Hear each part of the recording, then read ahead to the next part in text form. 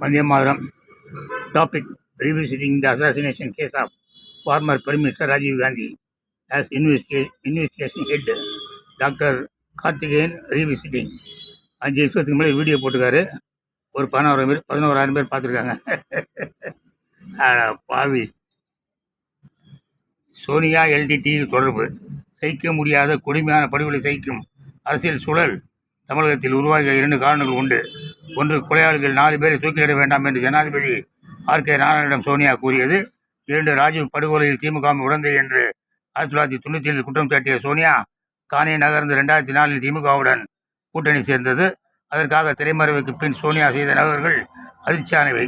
பிப்ரவரி 2004 சோனியா கோவா காங்கிரஸ் தலைவர் எடுவார்டோ பலேராவை கிளிநொச்சிக்கு அனுப்பி ராஜீவ் கொலையில் முதல் குற்றவாளியான எல்டிடிஇ தலைவர் பிரபாகரனை தொடர்பு கொண்டார். அதே நேரம் லண்டன் எல்டிடிஇ பிரதிநிதி ஆண்டன் பாலசிங்கத்தை சோனியாவின் தாயார் பவுலோ மைனோ சந்தித்தார் அப்படின்னு சொல்லி துக்ளக்கில் வருது. எப்போ 30/11/2002. இதெல்லாம் அண்ணன் கார்த்திகேயனுக்கு தெரியாதா? செம்ம காமெடி மிஸ்டர். ஜெய்ஹிந்த்.